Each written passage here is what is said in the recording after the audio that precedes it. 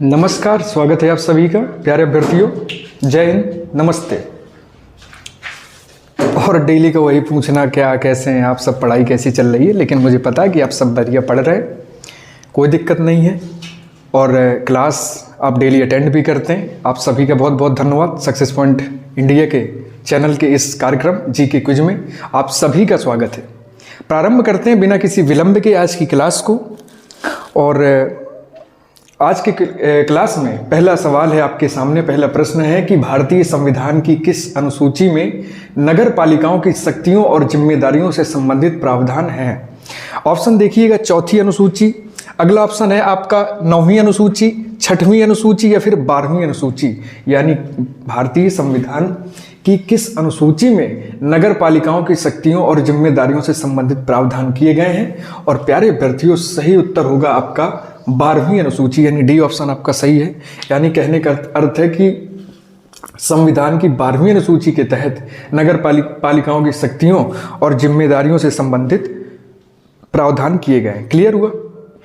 इस अनुसूची को 1932 के 74वें संविधान संशोधन अधिनियम के द्वारा जोड़ा गया था, जिसमें आपको लगभग जो है क्या मिलेगा, जिसमें आपको 18 विषय मिलेंगे इस अनुसूची में। ठीक है, यानी ये जो 12वीं अनुसूची है, जो कि 12वीं अनुसूची आपको बताती है कि भारतीय संविधान में 12वीं अनुसूची के तहत नगर पालिकाओं की शक्तियों और जिम्मेदारियों को जोड़ा गया। इस अनुसूची को 1992 के 74वें संविधान संशोधन अधिनियम के तहत जोड़ा गया था। क्लियर हुआ।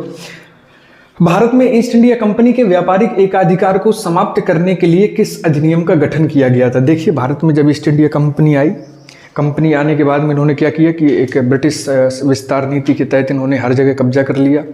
भारत के कई सारी रियासतों पर इनका कब्जा हो गया। भारत के मतलब काफ़ी ज़्यादा प्रतिशत मात्रा वाले भूभाग पर इनका कब्जा हुआ। कब्जा होने के बाद क्या हुआ कि इन्होंने इनको ना, चूँकि वहाँ से जब ये इंग्लैंड से आए थे 1600 ईस्वी में, तो इन्होंने क्या किया था कि चार्टर में इन्होंने क्या किया था कि इंग्लैंड की महारानी से एक व्यापारिक एकाधिकार प्राप्त किया। इसके बाद ये 1608 में ही भारत में आते हैं। ठीक है, तो यहाँ पे क्या हुआ कि देखिए, भारत में ईस्ट इंडिया कंपनी के व्यापारिक एकाधिकार को समाप्त करने के लिए किस अधिनियम का गठन किया गया था। 1853 का चार्टर या फिर 1833 का चार्टर, भारतीय परिषद अधिनियम या फिर 1813 का चार्टर एक्ट। ठीक है, और सही उत्तर होगा प्यारे अभ्यर्थियों आपका 1813 का चार्टर एक्ट। 1813 का चार्टर एक्ट, यानी डी ऑप्शन आपका बिल्कुल सही होगा।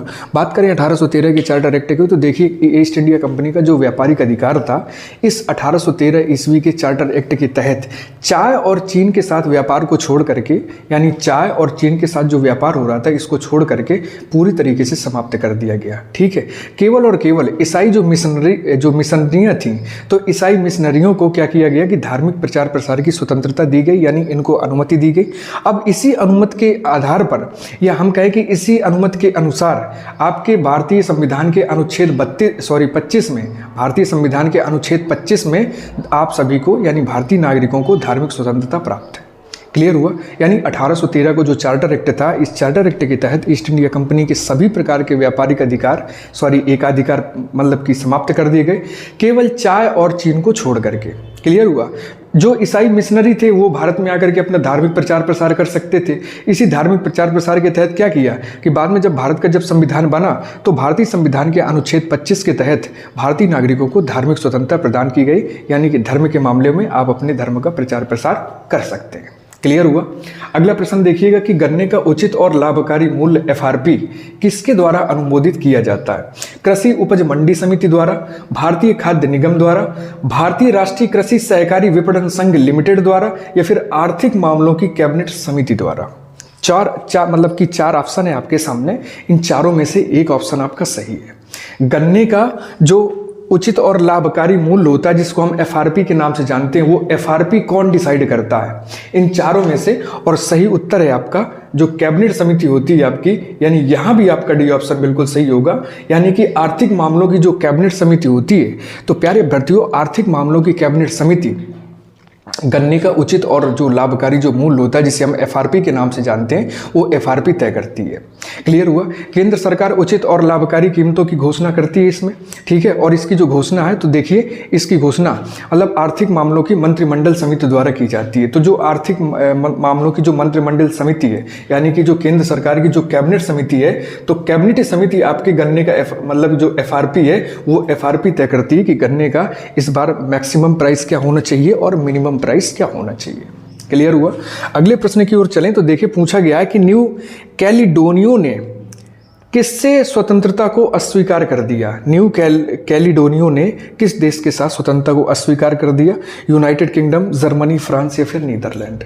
प्यारे विद्यार्थियों, यहाँ पे सही उत्तर होगा आपका फ्रांस, यानी फ्रांस का मतलब सी ऑप्शन आपका बिल्कुल सही है।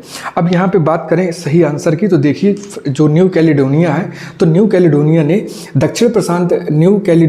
दक्षिण प्रशांत क्षेत्र ने क्या किया कि फ्रांस से अपनी स्वतंत्रता के अधिकार को मतलब कि अस्वीकार करने का एक फैसला लिया। क्लियर है? यह निर्णय जो है, यह निर्णय आपका अक्टूबर 2020 को एक जनमत संग्रह के आधार पर लिया गया। न्यू कैलिडोनिया के निवासियों का मानना था, वहाँ के नागरिकों का मानना था कि फ्रांस के साथ जो हमारी जो स्वतंत्रता है, वो हमारी स्वतंत्रता नहीं है। इसलिए न्यू कैलिडोनिया ने फ्रांस के साथ अपने सभी प्रकार की स्वतंत्रता के फैसले को क्या कर दिया? अस्वीकार कर दिया। क्लियर हुआ? अगले प्रश्न की ओर चलें और अगला प्रश्न आपके सामने है कि भारतीय जनगणना का संचालन किस मंत्रालय द्वारा किया जाता है? गृह मंत्रालय, शिक्षा मंत्रालय, वित्त मंत्रालय या फिर सामाजिक न्याय मंत्रालय? किस मंत्रालय के तहत भारतीय जनगणना का कार्यकाज किया जाता है, या किस मंत्रालय की जिम्मेदारी होती है भारतीय जनगणना कराने की? और सही उत्तर है प्यारे अभ्यर्थियों, गृह मंत्रालय। ठीक है, सही उत्तर है आपका गृह मंत्रालय, यानी ए ऑप्शन आपका बिल्कुल सही है। बात करें गृह मंत्रालय की, तो देखिए 10वीं जनगणना के अनुसार संचालन का जो उत्तरदायित्व है, जो प्रति 10 वर्ष के अंतराल में जो भारत में जो जनगणना होती है, इस संचालन का उत्तरदायित्व आपके गृह मंत्रालय के पास है। ठीक है, और भारत के जो महापंजीयक होते हैं, यानी भारत के महापंजीयक और जो जनगणना आयुक्त हैं, जनगणना आयुक्त गृह मंत्रालय भारत सरकार द्वारा, इनकी जिम्मेदारी होती है कि प्रति 10 वर्षों में भारत की जनगणना की जाए। क्लियर हुआ? प्यारे अभ्यर्थियों, सर्वप्रथम नियमित जनगणना किसके द्वारा प्रारंभ की गई थी? उस समय भारत के वायसराय या गवर्नर जनरल कौन हुआ करते थे? क्लियर हुआ? ये प्रश्न है आपसे, मुझे उम्मीद है कि आप सभी इसको कमेंट जरूर करेंगे। ठीक है, मैं आपके कमेंट्स देख भी रहा हूँ आपके साथ साथ। ठीक है, आप सभी लोग पता है इस क्लास को ना रिकॉर्डेड मोड में देख रहे हो, लेकिन इसका संचालन बिल्कुल लाइव की तरह ही होता है। यानी कि आप सभी के साथ आप सभी के डाउट और प्रश्नों का उत्तर देने के लिए मैं आप सभी के बीच इस रिकॉर्डेड मोड में भी, जब क्लास का प्रसारण होता है तब मैं आप सभी के समक्ष उपस्थित होता हूँ। क्लियर है? तो प्यारे अभ्यर्थियों, बात करें तो भारतीय जनगणना का संचालन कौन करता है? गृह मंत्रालय द्वारा किया जाता है। प्रश्न आपसे यह था कि भारत में पहली नियमित जनगणना किस वायसराय द्वारा प्रारंभ करवाई गई? क्लियर हुआ? चलते हैं अगले प्रश्न की ओर। आप तब तक आप कमेंट करिएगा कि हॉट परस्यूट और सर्जिकल स्ट्राइक जैसे शब्द ये किससे संबंधित हैं? ज्वालामुखी गतिविधियों से संबंधित हैं, या जैव विविधता के हॉट स्पॉट से संबंधित हैं, या आतंकी हमले के विरुद्ध जो एक सशस्त्र कार्रवाई होती है उससे संबंधित है, या फिर कानूनी प्रवर्तन से संबंधित है? हॉट परस्यूट और सर्जिकल स्ट्राइक जैसे शब्द किससे संबंधित हैं? और प्यारे अभ्यर्थियों, आप सभी को पता होगा इसका आंसर सी ऑप्शन, आतंकी हमले के विरुद्ध की गई एक विशिष्ट प्रकार की कार्रवाई। क्लियर हुआ? प्यारे अभ्यर्थियों, बात करें इस हॉट परस्यूट और सर्जिकल स्ट्राइक की, तो देखिए यह एक विशेष प्रकार की सैन्य कार्रवाई है जिसमें एक से अधिक सैन्य लक्ष्यों को नुकसान पहुंचता है। एक से अधिक अगर हमारे सैन्य लक्ष्य हैं तो उनको क्या पहुंचेगा?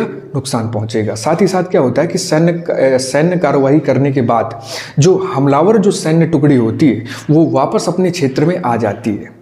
यानी कि जैसे किसी एक देश के एक सेना की एक टुकड़ी ने किसी दूसरे देश की सीमा पर क्या किया कि एक सर्जिकल स्ट्राइक की, तो अपना काम करके यानी कि सैन्य लक्ष्यों को समाप्त करने के बाद वो सैन्य टुकड़ी, जो हमलावर सैन्य टुकड़ी गई है किसी दूसरे देश में, वो वापस अपने देश यानी अपनी सीमा के अंदर प्रवेश करेगी। क्लियर हुआ? ऐसे ही अगर ताज़ा तारीन अगर उदाहरणों की बात करें तो देखिए 29 सितंबर 2016 में भारतीय सेना ने पाक ऑक्यूपाइड कश्मीर यानी कि पाकिस्तान अधिकृत कश्मीर पर क्या किया? एक आतंकी लॉन्च पैड पर सर्जिकल स्ट्राइक की थी। क्लियर हुआ? और अभी हाल ही में रिसेंटली क्या हुआ कि कुछ समय पहले, आज से 2-3 वर्ष पहले की बात है कि जब भारत ने क्या किया था कि बालाकोट एयर स्ट्राइक को अंजाम दिया था। क्लियर हुआ? तो ये स्ट्राइक्स हैं, वो सर्जिकल स्ट्राइक है, चाहे वो आपके आर्मी द्वारा हो या फिर आपकी वो एयर स्ट्राइक हो। क्लियर हुआ? ऐसे चलते हैं अगले प्रश्न की ओर। तो अगला प्रश्न है कि 42वें संविधान संशोधन अधिनियम 1976 द्वारा प्रस्तावना में कौन से 3 शब्द जोड़े गए? समाजवादी, पंथनिरपेक्ष, अखंडता, प्रभुत्व, पंथनिरपेक्ष, गणतंत्र, समाजवादी, लोकतंत्री, गणतंत्र, या फिर समाजवादी, पंथनिरपेक्ष और गणतंत्र। 42वें संविधान संशोधन अधिनियम 1976 के तहत प्रस्तावना में कौन से 3 शब्द जोड़े गए? और प्यारे अभ्यर्थियों, सही उत्तर है आपका समाजवादी, पंथनिरपेक्ष और अखंडता। ठीक है, यानी ये ऑप्शन आपका बिल्कुल सही माना जाएगा, ये ऑप्शन आपका बिल्कुल सही होगा, समाजवादी, पंथनिरपेक्ष और अखंडता। तो देखिए, ये 3 शब्द जोड़े गए आपके प्रस्तावना में। प्रस्तावना को भारतीय संविधान का एक तरीके से परिचय पत्र कहा जाता है। प्रस्तावना भारतीय नागरिकों के लिए न्याय, स्वतंत्रता और समानता को सुरक्षित रखती है। क्लियर हुआ? भारतीय संविधान की जो प्रस्तावना है प्रथम पेज में ही वर्णित है। इसमें 1976 के 42वें संविधान संशोधन के अंतर्गत समाजवादी, पंथनिरपेक्ष और अखंडता 3 शब्दों को जोड़ा गया। क्लियर है? अगले प्रश्न की ओर चलें। अगला प्रश्न है कि भारतीय जीव जंतु कल्याण बोर्ड की स्थापना किस अधिनियम के प्रावधानों के तहत अनिवार्य की गई? वन संरक्षण अधिनियम 1980, पशु क्रूरता निवारण अधिनियम 1960, वन्यजीव संरक्षण अधिनियम 1972 या फिर भारतीय वन अधिनियम 1927। किस अधिनियम के तहत भारतीय जीव जंतु कल्याण बोर्ड की स्थापना की प्रावधानों में क्या किया गया? प्रावधानों को अनिवार्य किया गया। और प्यारे अभ्यर्थियों, सही उत्तर होगा आपका पशु क्रूरता अधिनियम 1960, यानी बी ऑप्शन आपका बिल्कुल सही होगा।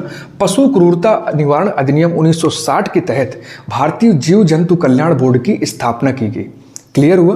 प्यारे अभ्यर्थियों, भारतीय जीव और जंतु कल्याण बोर्ड का गठन की अगर हम बात करें तो इसका गठन 1962 में किया गया, जो कि पशु क्रूरता निवारण अधिनियम 1960 के अंतर्गत किया गया। क्लियर है?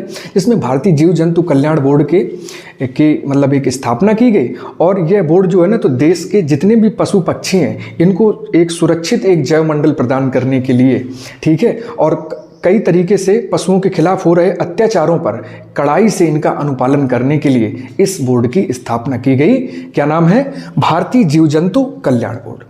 क्लियर हुआ? अगले क्वेश्चन की तरफ चलते हैं। तो देखते हैं कि निम्न कारकों में से कौन सा कारक परिहृद धमनी रोग का खतरा बढ़ाता है? कोलोनरी कहते हैं इसको प्यारे अभ्यर्थियों, यानी ये जो परिहृद धमनी रोग है इसको कोलोनरी कहते हैं इंग्लिश में।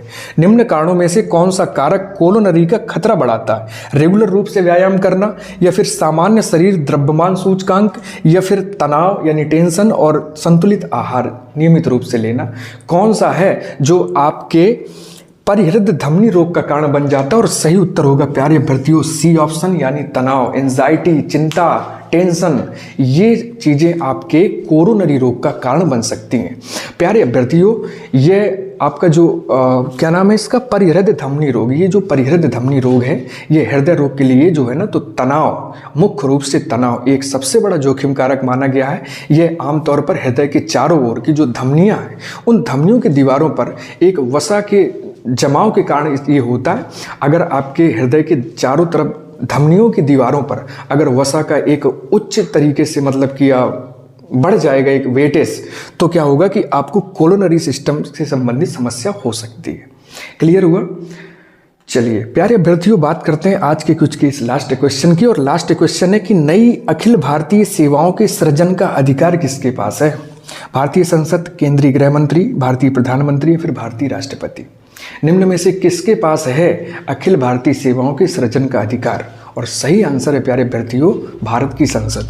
भारत की जो संसद है, ए ऑप्शन आपका बिल्कुल क्लियर है, यहाँ पे टिक करिएगा ए ऑप्शन में। भारत की जो संसद है ना, तो देखिए अनुच्छेद 372 के अनुसार, अनुच्छेद 312 के अनुसार संसद संघ और राज्यों के लिए एक या एक से अधिक अखिल भारतीय सेवाएं बनाने के लिए स्वायत्त अधिकारी है, यानी वो खुद बना सकती है संघ और राज्य के लिए एक या एक से अधिक अखिल भारतीय सेवाएं बनाने के लिए। क्लियर है? संविधान संघ और राज्यों के लिए एक विशेष प्रकार का सामान्य आविर्भाव पैदा करता है, जिसमें होता क्या है कि यह जो प्रावधान है, ये प्रावधान अखिल भारतीय सेवा अधिनियम 1951 के दौरान यह तय करता है कि जो भारत की संसद है वो नई अखिल भारतीय सेवाओं का सृजन कर सकती है।